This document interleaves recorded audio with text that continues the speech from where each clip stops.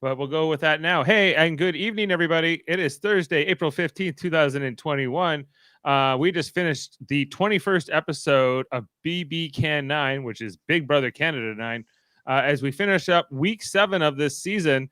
And our coverage here of that said week here on here on Super Mader Brothers podcasting. It's always a bit late here, with these 9 o'clock airings. I liked it when it was 8 o'clock, and then we came on at 9. But here we are around 10:20 Eastern, here to cover this episode. I'm Dave Mader, joined with Jaemeel Robinson. Jaemeel, he did it. Come on. Kiefer survived this eviction. We wrote his obituary. It was published. His grave was dug. He was already in it. He was good. It's okay, man. I was gonna win the game. I get it. You had to put me up. And he was dumbest thing ever. Like, I've never seen someone backpedal so quickly against their own self-interest. Right? There's no way. Like, when yesterday's episode aired, at that time the information I had was the dude was dead, a dead man walking.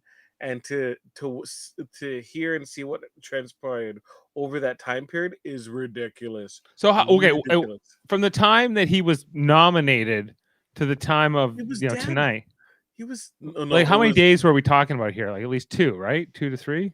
I believe it was about a day and change. From right. When he was. But it gets summed up in maybe like 20 minutes of footage, maybe here, probably a lot less. But like how quickly it turned in the episode was how quickly it turned on the feeds. It was like, right. No. Are they serious? Are they literally gonna take him? And it's like we're gonna break it down in terms of like the different elements, but like there's certain people I think are justifiably should be angry, and there's some people who I expected a little bit more, honestly. Like I was kind of disappointed in some things, so we're gonna break it down. I was mostly disappointed in not Kiefer or Jedson and Ty, whatever. Okay, like these guys, these are guys, but like Kiefer's blockmate here in Tina, I thought was very weak, Jaemeel, and I care to be in the show. She didn't even. I think she was done. I think she was ready to kind of go and do her jury house thing. I think she kind of figured out she wasn't going to win this or even second place. That it was not this week. It was going to be in 2 weeks or something like that, where she might get third place if she's lucky. I felt like she threw in the towel here. Maybe not, or maybe she just was unwilling to kind of go cutthroat. But I kind of just want to go quickly into our draft because, as you know, we have a group of 8. Well, as you know, but the listeners don't know. We have a group of 8 people that are in like this draft where we all pick the players. Actually, it was only 7 this time because Daryl doesn't participate in the Canadian version because he doesn't get it here. So we're gonna cross Tina off our list tonight. Tina Thistle from New Paradise, Newfoundland. Now she's the third jury member, evicted here on day 46, 7th place. What happened to Tina? Why did she lose, Jaemeel? She didn't fight. Honestly, it felt like that. It felt like she didn't fight. Like maybe she got a little too comfortable in terms of her position. That it looked like she was kind of sitting pretty. Maybe the fact that if you didn't have to fight, or there isn't a perceived element of struggle or strife, that you become too easygoing. Your knees get a little too wobbly. Your back, the aches and pains, and you get a little stiff. And when it's time to start running, you can't move. Well, I think that there was no good reasons for them to keep her either. Like there was no strong reason. She was kind of expendable at the end of the day to the people who were calling the shots here. Except Beth was kind of left out of this. But just to my brother Jeff, the co-founder of Super Mader Brothers Podcasting, crossed off this board completely. He doesn't really care much for this season, so he will not care about this. This will not. He's not devastated. He's the only person with 3 people. Yeah, he also had Ethan, who was kicked out before the season even started, and then was replaced with Kyle, who was then voted out fairly early in the game. So Jeff's draft here was exactly what it should be. But okay, if you look here at my draft, and you'll see, like Tina was 7th. The only person from Kiefer, was picked 4th by Jane. I took Tashawn before Kiefer. I could have had Kiefer. I said no, give me Tashawn. That's questionable, I think.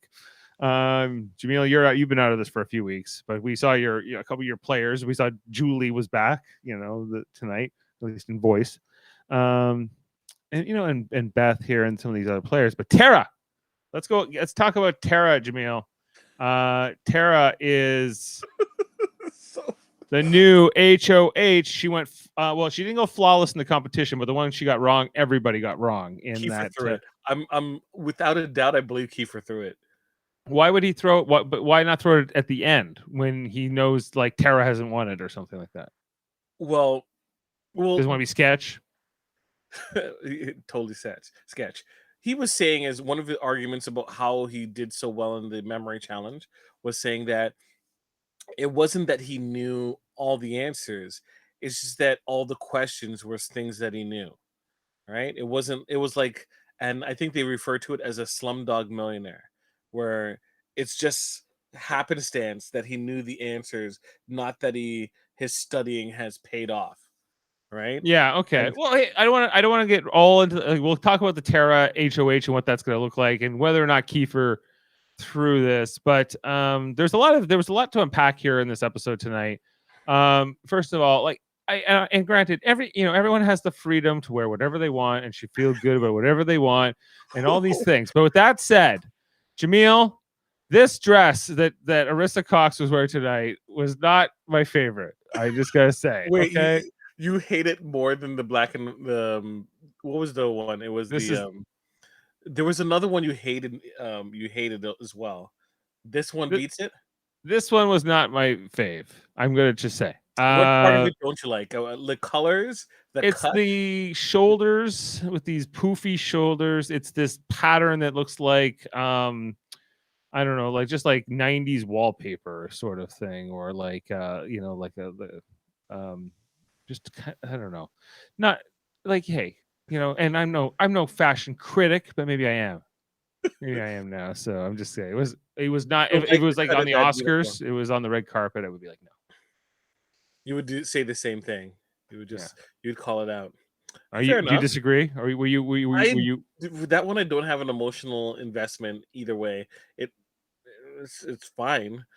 I think I disliked other things that she's worn, but I think whenever you have to wear like a different outfit every single episode, you kind of run into the situations where not all of them are winners. And for sure. In comparison to like the Chen bot, which majority of the time she's wearing very uninspired clothing, and then I would say I'm usually a fan of what Julie Chen's wearing, but and most of the time with Arissa too. But sometimes there's these misfires, and I go, "Oh, that was not good tonight, Julie." And this one was one of them. And sometimes with Arissa, same thing. This was one of them for me. I was like, not for eviction night. This is not an eviction night quality dress. This is maybe a Monday night dress, I'd say. If we're going to assign it, I feel like you got to come ready to go on Thursdays. This is eviction night. This is when things happen. This is when the process changes over, the power shifts, and we can look ahead. But just talking about this whole episode tonight too, we talked about Kiefer. We talked about his thing. There was also this big conversation with Ty and Braden.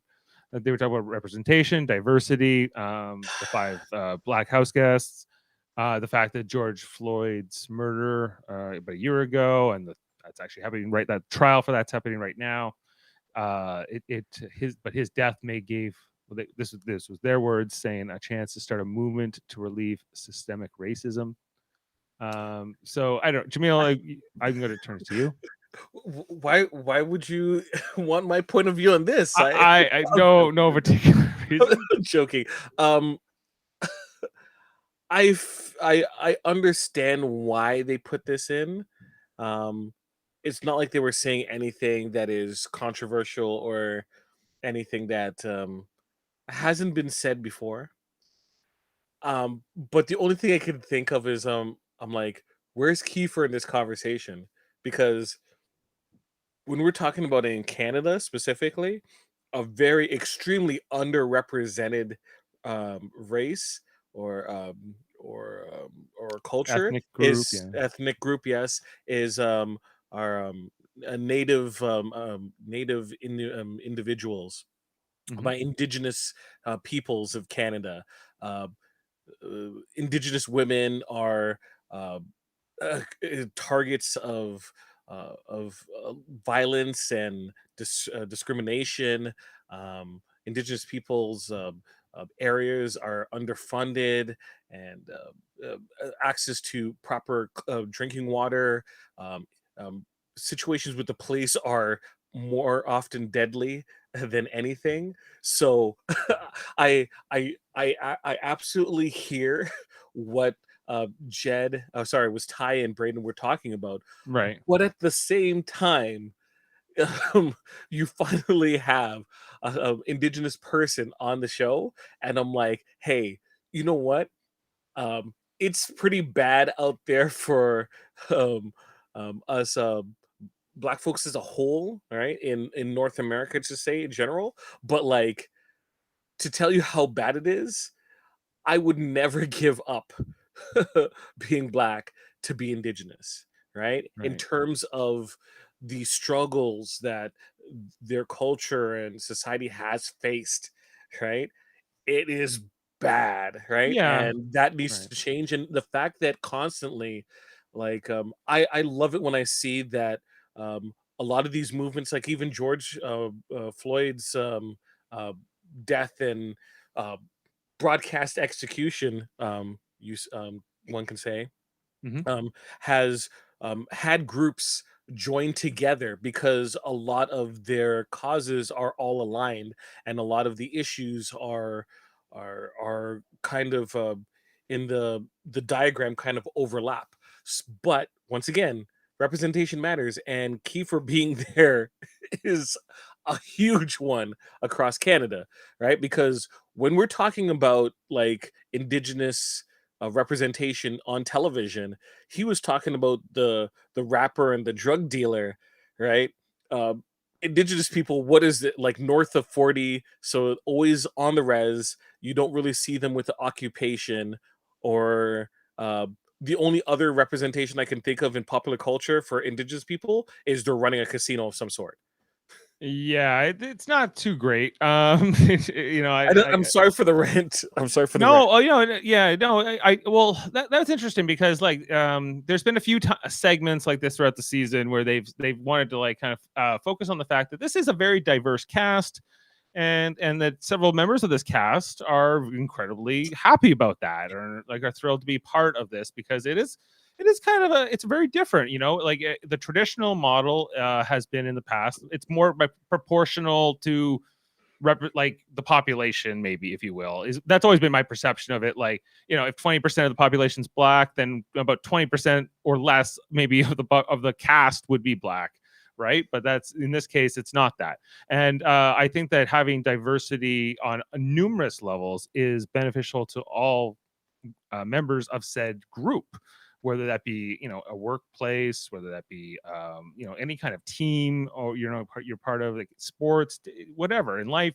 You're going to learn from each other because of all your shared experiences, and not, you know, things you're able to sort of learn from each other. So I'm all for it. I didn't really take from it like, okay, they're leaving Kiefer out of this equation, but you know, it's a fair point, like that it I is didn't I a didn't big mean thing. like they were leaving him out. I was like, how awesome would it have been if he was in that conversation and was able to provide um a point of view and message that I think has not gotten its fair time in the sun, um, especially for um, peoples that have been extremely poorly treated in Canada.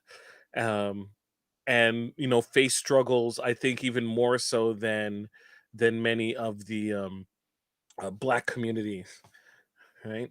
Yeah, well, I think you're absolutely right to point that out, because like the issues with our First Nations in Canada are ongoing. This has been going on for some time. It's going to be going on for the foreseeable future. There's real problems and issues, and it's a very small population. Like in compared to like the entirety of Canada, so it gets less attention than it deserves often, right? But it's extremely important to. I think that Kiefer's role, and on this cast and sort of representing his community is incredibly important. And it's everything. I think Tina, she's LGBTQ. There's a lot of Yeah. different, but also a Newfoundlander, and that comes with a whole set of things too. And I think that everyone brings something a little bit different here. I think this is a really fun final six. Compared Like to, I would agree. And we're not at the end of the day. At the end of the day, let's be real. At the end of the day, it doesn't just matter if you're this representative and you are basically a wet blanket, right? We want someone who's interesting, that is going to bring some kind of a character, like a person. Like, it's not just Kiefer isn't just this that we see on the screen. This is a Kiefer in a certain situation on a game show, but at the same time, it's really interesting to watch, right? Like, I can't help, like, I quote him now, like, in my daily life, a man with the mullet, uh, big gullet, okay. big heart, let's The go. man with the mullet, big gullet, bigger heart, let's go. And here's the new one from tonight. The Grim Reaper, baby, let's go. It's like he's kind of whispering it as well, even in the diary room. Yeah, he's like, the Grim Reaper, let's go. I campaigned my ass off, and they want to keep me. Me! I can't believe this. I'm going to stay in this house, and I'm going to continue to play my game. Like, when we look back at this season and we see the interesting individuals that we had, Josh was a character. Like, honestly, it's a shame that it was only 2 weeks that we got that man. Yeah, Kiefer, Victoria is, I don't know. I don't know how she is in her real life, but like that kind of manic energy in that house, where it just seems like she'll just do anything and could try to like get away with it. It's like really interesting. But like, you see those characters and you're like, man, if Tina fought too, man, if Tina just like got in there and kind of just started, because she knows where the bodies are. Tina knows where yes. the bodies are, and that's where I was kind of angry, right? Yeah, absolutely. Tina was she did herself no favors. She had a ton of information and dirt. She's like, I don't want to campaign against Kiefer. You don't have a choice, if you're here to play, you're here to play. But I feel like she just she was tired. I felt like she was sort of like, I'm not like, fine. If it's now, it's now. Whatever. If it's this week, it's this week. It's if it's not this week, it's in 2 weeks, or it's next week. But maybe not, not Tina. But I saw fatigue here sort of play its role. I do. Her exit interview was like blah. There was no goodbye messages. Honestly, well, isn't the whole twist about the end part of the whole thing? The twist? What's the twist? Did you not? Okay, next week is a fake double eviction. Wait, when did they say that? At the end of the episode. What do you mean? Dude, headline news. There's a fake breaking double news? eviction. Yes, breaking news happening now. Oh, where's do I have a thing for that? I have some kind of breaking news. Ooh, breaking news. Breaking news. Okay, you're saying there's a fake double eviction. Double eviction. Yes. Wait, is it? So is it just a single eviction? Well, yes, it's a single eviction, but from what I understood, is that the person who gets voted out will fight to get back into the house against another person. I think either Tina or another person who is also voted out as well. So there's a buyback potential here? I believe so. And this is why we can't have goodbye messages? Well, only for Tina. Tina didn't get her goodbye messages. I don't remember Victoria getting in any, but she was double eviction, right? But I believe that because it was a double eviction, they didn't show them. But usually they show them like online, like they show the goodbye messages later on, or they have like the extended. Yeah, Like, sometimes they show it later. Sometimes they have like a longer interview you can watch later on, things like that. And maybe that maybe it was just cut for time because they had the HOH tonight too, and they wanted to get that out of the way. So I figure if there's interviews tomorrow with Tina, then it there will be. isn't her. She's gonna be on the morning show for Global or whatever. So check that out, Tina. Gotta give So her then green it might be 2 votes, which I'm like, why are they doing it this week? Why? Why? a couple other things. Tara's gonna put both them up. Just there's a couple other things from this episode I want to talk about. Sorry. Okay, I saw Tashawn in the ball pit sleeping on his bunk bed again, and it made me angry. I was like, this is not a punishment. This is a reward or some kind of a perk. Yeah. This is bad. This was bad. Then, okay, but more interestingly, Braden and Kiefer were in the dark talking and at night. And Kiefer spilled the tea about the Sunsetters. He talked about LT being in that. And he talked about how devastated he was. So Braden now has this information. So does Tara.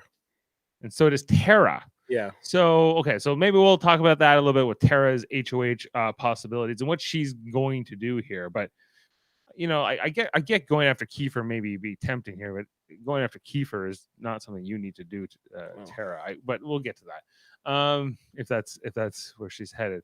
So what did you think about Kiefer here? Like what So he on one hand he pulled himself off the block with campaigning. On the other hand, so Kiefer was of 2 minds.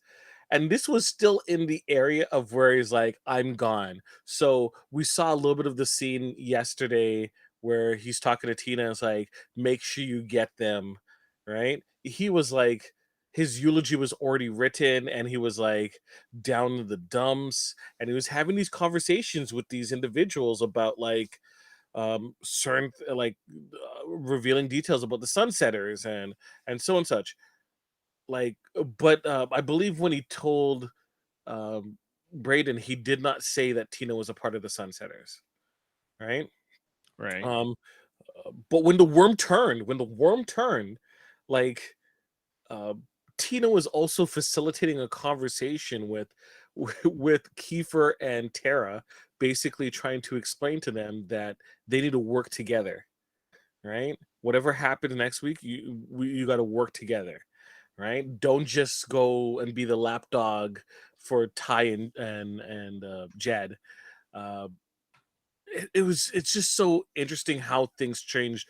Like Kiefer after his conversation with Jed and eventually Ty was like psyching himself up. He's like, you thought you were dead. You thought you were dead, but you're back. You're back, baby. Right? Like it was he was even psyching himself out. I think he fell into the conversation and was able to switch them over.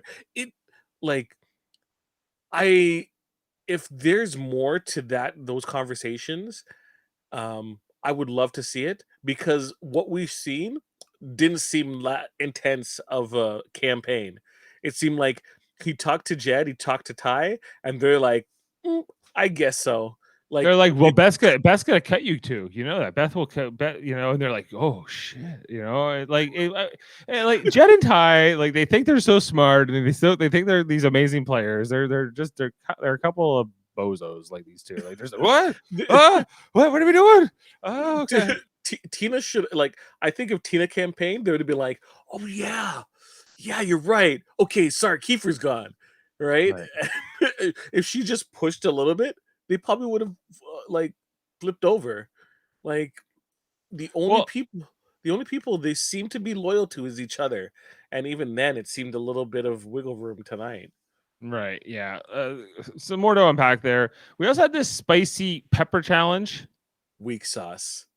The hottest pepper was the habanero, which was 275,000. That's hot, but like I have exclusive video of me doing the 1 chip challenge. Do you know how many Scoville marks that is? Is it over 275,000? It is 1.5 million. There you go. One point. You can go spicy, okay? Yeah. And like, hey, let's talk about diversity. I would expect like a little bit more heat tolerance, maybe in this house, but no. Yeah, these people are soft. Yeah, These people are so soft. Jedson was pathetic. Okay, Yes. he ate a jalapeno and he was just like, I'm like, this is not tough, man. You are not. You know what kind of hot that is? That is like KFC hot wings hot.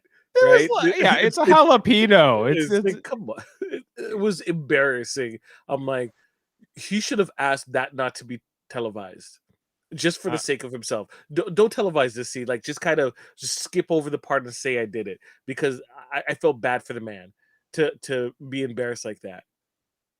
yeah, like He deserves it, mind you. It was bad. Like even Bath upstaged him, and then Braden, and then Braden looked like he could have done like the hottest one and just kind of like blinked.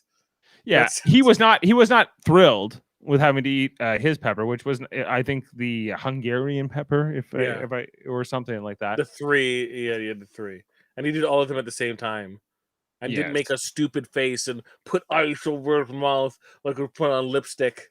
I'm like, bro. Oh, I wish I'd remembered to go pull this clip, but I had, Tara's like, I'll shit my pants if I'll crap my pants. There was a lot of talk. There was a lot of talk of crapping their pants with spiciness. What Tita said, it's spicy going in and flaming going out. Yeah, it was just kind of like, okay, guys. Like when I did the 1 chip challenge, I ate the chip. And then I went, I think a half an hour without taking anything. But like you could see the physical reaction that I had. Tears started to well. And I'm, but like I wasn't dying. Like Jed was dying. And Jed won the award for like, just biggest overreaction. Like, they're eating ice cream. Yeah, he's just like eating it by the gallon. He's like, I give me all the ice cream. I can't handle this one jalapeno in my mouth. Too good. Okay. And then, so do you like these segments? Do you like? No, you'd rather this didn't exist. So here's my ultimate problem, and thank you for pointing that out specifically. Big Brother's supposed to be tough. You're welcome. Big Brother's supposed to be tough, and throughout this season, we've got multiple slot passes, week where there's no have-nots, and then every couple of nights there's some kind of food reward, and I'm tired of it. These people are getting off scot-free. I'm sorry, you're able to eat regular food. That is your advantage, right? You are in slop. I'm sorry, every week there has to be someone who goes on slop, right? Ty, it's your turn. Jed, it's your turn. I believe you two haven't been on slop yet, right? People need to feel the pain. It sucks. It sucks and it drains. Would the have-not competition be a good thing to bring back? Definitely. If you're gonna have-nots, no, I think it should be chosen by the HOH. I think it should be done anonymously, though. You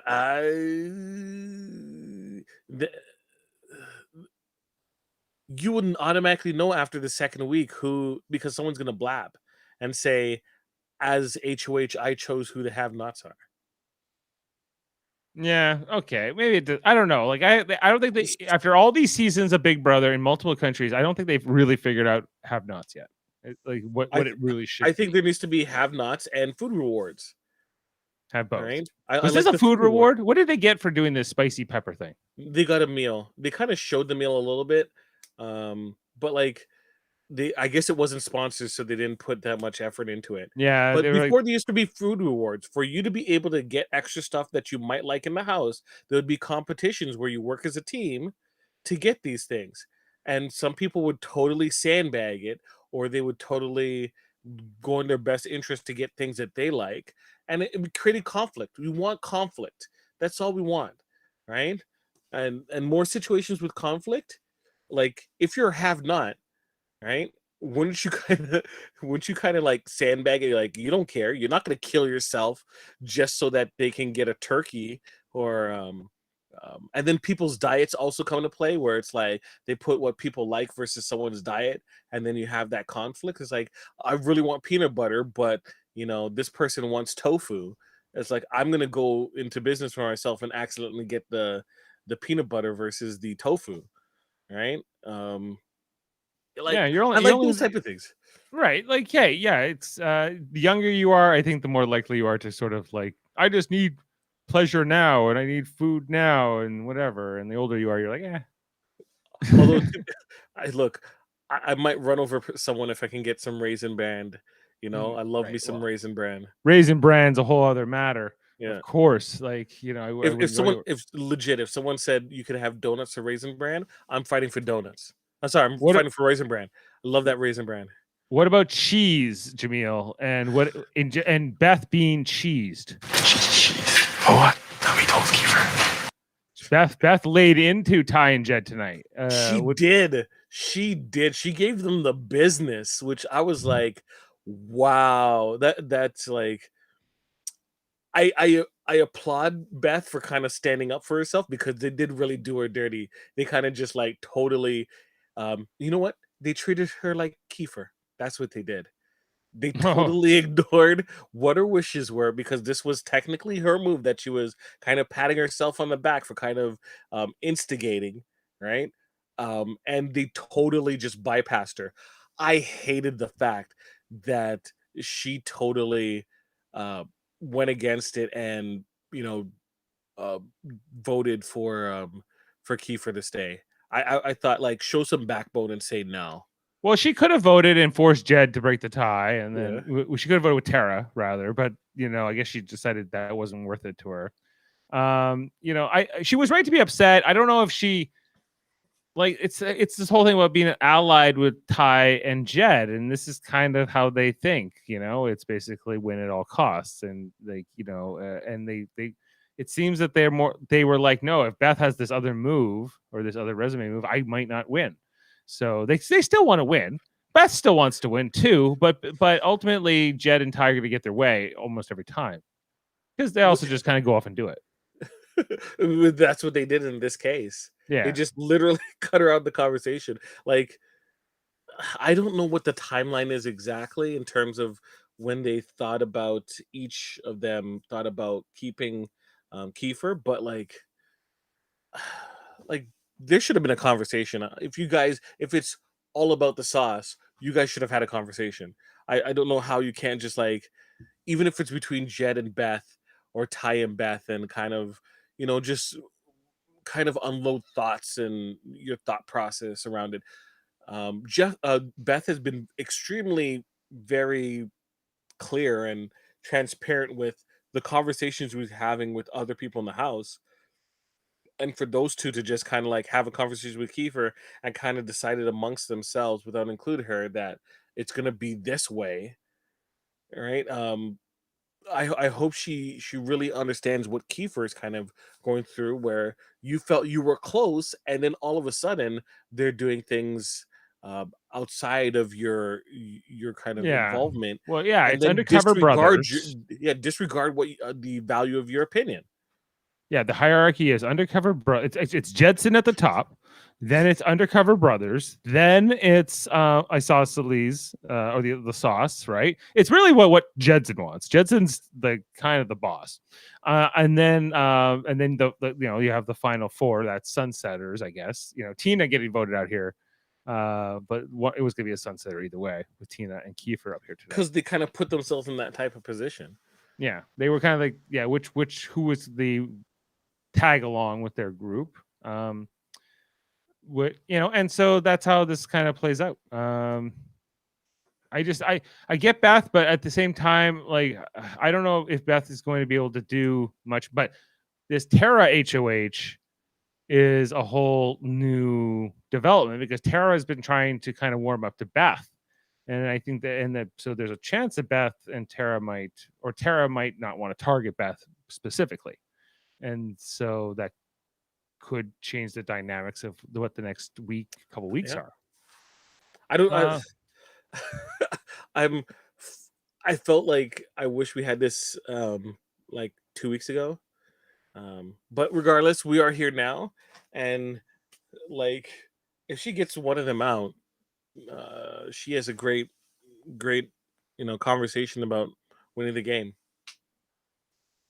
because she's gonna tip that domino. Yeah, Like, no, this is a great thing. I not just because I have Tara in the draft, just because I think that this is the kind of stuff you need to happen at this segue, because Tara would have been the easy target this week, I think, or Braden, right? But yes, now what does Tara do, right? And who does Tara target, and how do the other players try to work around that? That's always the fun part. Um, I don't know. There's not much else to talk here about these speeches with Tina and Kiefer. Tina's speech was nothing. She's like, now is the time to change the game, and it was whatever. And then Kiefer, you didn't take the sound clip. You didn't find there was no meat on that bone. there was nothing. Even like Kiefer's like, I'm just a kid from the res, got knocked down 100 times. Let's go, or whatever it was. He should do one of his silent things. I want to hear. I want to hear that. The one about the flower as well is great. Yeah, it was fine. And so, it was a 3-1 vote here. Tashawn voted for Blue Line. He didn't even say Tina. See the blue line. And Tara's the one vote to keep. She's like, I'm not going to say it. She says, so this is, I think, only second non-unanimous vote. Most of them have been unanimous this season so far. So hasn't that was 3. Maybe 3. Maybe this was the third. But most of them have been. Latoya is one for sure. Latoya, because Victoria voted for to keep Latoya. Oh, and there was the first one, I think, with Josh and Julie too. So Yeah. that one wasn't either. Yeah, so there've been a few, but most of the time the vote if they know whoever is going, most of the votes just fall there anyway in this season. Yeah. That has been the trend. Generally, that's not what happens here. I don't think it's gonna matter too much for Tara because she's the HOH next. However, I could have seen like Deshaun saying, "Well, you were the one vote, so therefore you're our target." Just a lame excuse. I'm so happy when I looked at the scores and I saw that it was like this. Sauce was not going to win at all. It was, I think, 3-3 for Beth and Ty, and then everyone else had like 1 point less than Tara. Right, like so Braden had 4, Kiefer had 4, and then Ty and Beth had 3. And I'm like, either way, like anyone outside the sauce is gonna win this round. And I'm like, yes, let's go. Let's go. But I didn't want Kiefer to win because I was like, no, I didn't want him to be in that position at all. Yeah, but he doesn't get the first question, but then he does pretty well. And so Jane was like, well, I think he's throwing it, or how did he get that wrong? Because he's got a great memory. And I tend to agree. I think that either he just had a brain fart for this first question. Something got screwed around. He didn't hear it right, or he did this wrong intentionally, because everything we've seen from Kiefer is that he's pretty good with these memory things and these details. And Braden would have been great kind of to see what he would do with an HOH. But Tara, she's my girl. I got to go with Tara. And so she wins this, on the anniversary of her brother and all such things. Technically the week of, right? The week of, the month, the anniversary of the month, and and all those things. So, hey, Tara winning this. Let's talk about that, because Tina out of the game, like, I think we're just like, whatever. Like, Tina, you had potential. Yes. But you never really won anything. You never had any agency. And here, even when your back was against the wall, you barely fought for your life. You just kind of like yawned into the abyss. But Tara is left here. She's lost her ally in Tina. She's all on her own. She's got kind of Braden, maybe kind of Kiefer, kinda, and not even really. Right. So she's been wanting to go after the boys. Does she just go for it? Tashawn and Jedson are her nominees. Go for it. Go. Because like we said, she has Beth, she's been trying to build something with. So next week it's going to be how many votes? It's going to be what, the first one to get to 3? Will there only be 3 people voting next week? 3 people voting. And if you have Jed and Ty up, right, that means it would be Beth, uh, Braden, and Kiefer deciding. Right. So if you put up like Beth and Tashawn, what does that do? Or do you because everyone's gonna be pretty much be in the veto anyway, right? Except for Yeah. Tara. Except for Terry, yeah. Everyone gets to be in it anyway. So a lot can happen here. The veto is going to be very big. The nominees are important, but not the only thing that's important. I'm happy she's the HOH. I am too. What will this mean? Does Tara have a chance to win this now? Yes. Right? If she eliminates, starts the elimination of the sauce, definitely she's gonna get all the credit.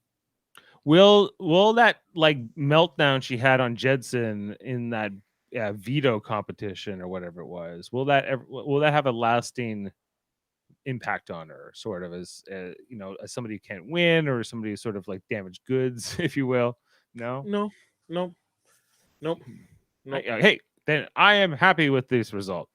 I was just like, Tara wins. I was so happy, and they hate this being the sauce. And it will be interesting to see how does Beth behave now. Because people have been very antagonistic against Tara, especially with what happened last week. I don't know, man. I'm excited. Let's get some people in uncomfortable spots. Are Jed and Ty and Kiefer gonna find a way back to a room and just go, yeah, repetition, man. It's all about repetition. Yes, all about repetition. Even when they told Kiefer he was safe, they had to do that celebration tonight. They were like, yeah. It was just like, what is this? Final 8, baby. Final 8. Yeah, we're final 6 now, aren't we? Final 6. Yeah, final 6. Final 6. Final 6. Sure. You're only 14 to start. It's only one winner. Yeah, that's the thing. That's the thing. But we'll turn on each other at the end.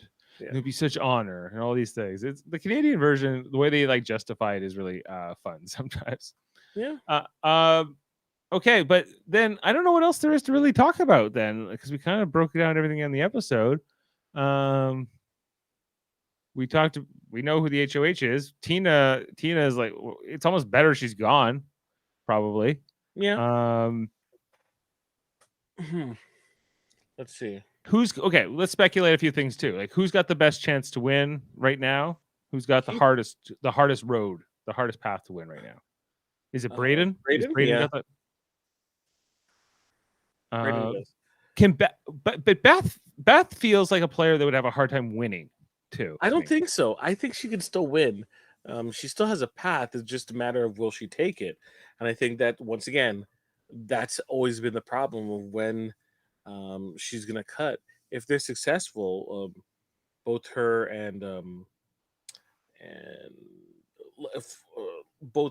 let's say Ty, so her and Jed, is gonna be like a John and Netta kind of situation, right? Who's gonna cut who? Are they gonna go together? Do people, once again, it gets muddy in terms of who did what, and it's whoever argues best, they're gonna get the credit. The people who are already going to be eliminated going further, what are they going to inform everyone else? It's just it's interesting, and she needs to have agency. So if she doesn't have agency, I think it's going to be difficult, extremely difficult. Yeah, because her moves have been muddy, like we've talked about with Jedson, and who's calling the shots, and what Tashawn's exact level of influence has been unclear too. If Jedson were to get voted out this week coming somehow, I think that's maybe a better path for Beth, because if Beth somehow able to survive to the final 2, and Jedson's gone, and let's say Tashawn was gone too by then, and she's sitting next to Tara, who knows? Or is she sitting next to even Kiefer? Can Beth beat Kiefer? What does Kiefer do? What did he do to kind of earn the situation he's in? There's gonna be questions based upon what did you do since jury started, right? And he's going to have to answer that and have a good enough compelling answer, because at a certain point, yes, you look at what happened prior to jury, but that stuff becomes less and less important as you get closer to your end destination, right? End So game. your end game. Jetson So was you playing the end game, but then he decided he wasn't playing the end game with Kiefer. got, No, this is still the pregame. You're right, Kiefer. It's just it's not the end game. instead of the Voyager end game, instead of doing the Babylon 5 episode end game, he did the Voyager. Wait, there was a version of Babylon Endgame. 5 episode end game? Exactly. Hold It on, was. I have to look that up. So I do like, once again, you got to fight against your negative interests and kind of promote your best interests. And I'll see with the Season 4, episode 20. Yeah. Oh. Yeah. Okay, well, hey, it's an impressive plug. Okay. You distracted me with this impressive plug on Babylon 5. But okay, You didn't think it was coming here, right? We got no, I crossover. know. No, that's on Tuesdays when we talk Deep Space Nine. This was a bit unorthodox. Yeah. It's not Avengers Endgame. It's not Voyager's Endgame.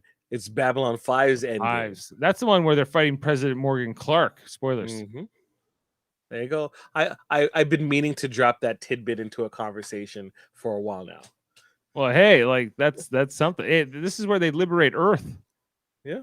And Beth needs to liberate herself so that she can be free to win that Big Brother championship. So, Beth needs to find a way to make moves outside of Jet and Ty. This has to be a wake-up call for her. One, Tara needs to fulfill her destiny and really put this game on notice that you came here to play. You don't want to be in jury away from your kids. You want to be making money. And if you're going to want to make money, you make money moves. And money moves is putting up Jet and Ty, right? You need to do that. Kiefer, you can swear on anything, dude. Your family and your kids understand. Like, hey, look, my parents can swear on me, and if they win $100,000, I'll be like, do it twice more. I would not care. Do what you need to do to win at the end of the day. Don't worry about that, right? Right. No one's gonna be like, well, he won the wrong way. No, he won. No, he won. Right? No one's gonna question. Like, just one more thing. How can anyone judge like Kiefer about loyalty at this point? Right? They weren't loyal to him.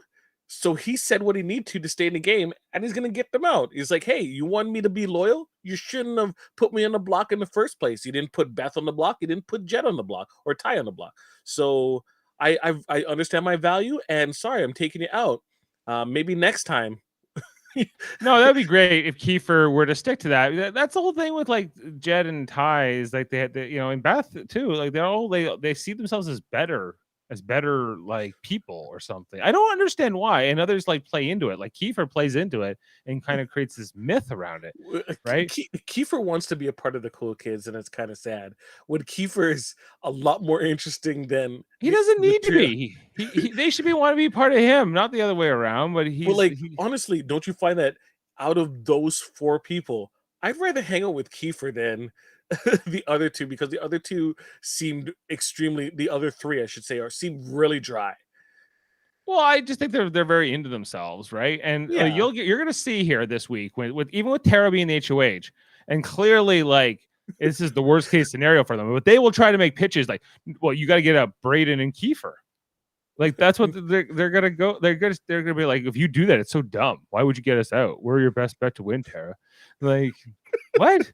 But they'll try. They'll try it. You watch. Final four. And it's like, wait, weren't you just promising Kiefer that just like 5 seconds ago? If you're not willing to keep your word with that, who says you're going to keep your word with me? And you like him better than me, right? That seems like, don't you remember when I took you to Wendy's? Junior bacon cheeseburger for a junior kind of gal. She's getting a baconator this week. She's getting a full baconator. She will make sure she didn't eat first. Yes, she'll make sure.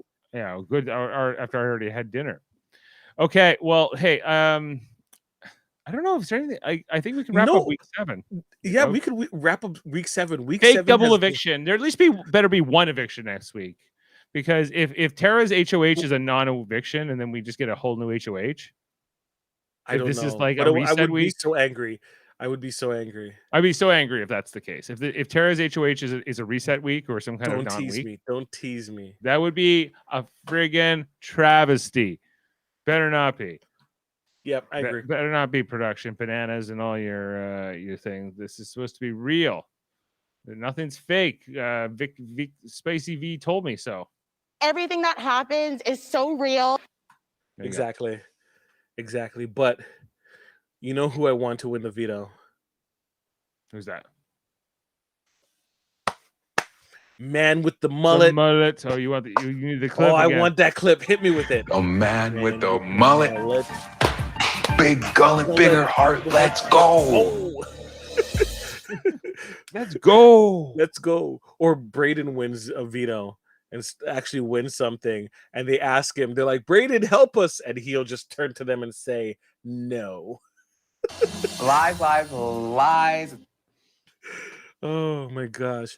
All those people that they kind of jerked around, they're, they keep turning to them and they get shut down each way. It'd be perfect. It'd be mwah. Mwah. No. Give me Okay. week 8. I want to see blood. Which member of the trio do you want to see go the most? If it is one of them. Honestly, Jed. Take him off the board. Yeah, me too. I'd rather see Jed go of the three of them, and I'd almost rather see Ty go before Beth. Yeah, even though I have Ty in the draft, I'm not. Ty leaving, I think, is a more interesting thing because Ty is a less active player. Yeah. So he's But what kind of that Final Four would be insane. Would be insane. Wait, who's in this Final Four? Beth, Braden, Tara, and Kiefer. That's fine. We would have never seen that weeks ago. Weeks ago, that wasn't even a possibility. How quickly things have turned. Just imagine if one after the other, after Tina goes, each member of the Sunsetter Sans Kiefer, or even Kiefer, get eliminated. And the final 3 is Braden, Tara, and Beth. Oh my gosh, that would be insane. Yeah. That would be insane. Or what if the final 3 was Kiefer, Tara, and Braden? That's also if all the trio somehow went in the next 3 evictions. Greatest alliance of all time, eh? Greatest alliance of all time, greatest collapse of all time. And it all started with they decided to keep Kiefer. They should they should have voted out Kiefer. This was they should have voted out Kiefer. Yeah. I if you put him up, then you have to vote him out. That's my opinion here. I think that they can never really trust Kiefer. Are they? I would never trust this. But I would never also trust them too. You almost eliminated me. Yeah, it's all around. There's no trust is broken, guys. Yeah. It's done. You're not gonna be able to repair that as much as you say you can. Anyway, psych, dude, psych. All right, psych. Okay, just to thanks for watching, listening, and subscribing here on Super Mader Brothers Podcasting as we finish this 7th week of this series. We'll join you next week for week 8 and Tara's HOH and this fake double eviction and whatever that's going to mean. So we'll be back Monday, Wednesday, Thursday next week. Also, we have other channels, including our Star Trek one, which is called Live Long and Podcast. You can find those links and stuff on our different pages. Check that out. On Tuesdays, we talk Deep Space Nine at 9. We go through every episode in order. We're in 3rd season right now. Check that out and listen if you like the show or even if you don't and want to pick it up. Also, original series. We watch all the episodes out of order with my dad on TED Trek Wednesdays. We had Kevin Millard on last night for a special guest run. So check that out on Wednesdays. And then on the weekends, we do Star Trek Radio Theater. We got this Sunday night, we got Jaemeel Robinson playing Julian Bashir in a James Bond-esque story. Michael Chan playing a Bond villain in the Captain Sisko. This is Star Trek meets James Bond. I'll be playing a Klingon who's a French cigar-smoking Baccarat player. So, hey, what else could be more fun than that? And also our 3rd channel, which is called Trivial Debates, where we do a monthly game show where we argue about movies, TV, sports, and more. We got my son Eamon Mader hosting this next one. We got Adam Woodward, who's often on our Wednesday, or he's always on our Wednesday TED Treks. We got Jody Simpson, also from TED Trek Wednesdays and other podcasts, including Trivia Debates. And my mom competing for the first time ever. She's going in. She's like, "What do you think of this answer?" I was like, "It sounds good, Mom. You should argue for that." So I've been that's the way of me telling you I've been a consultant. So check all those things out. We hope you like our podcasts, and thanks for listening, watching, and sharing, and all those great things. Okay. Oh, and remember,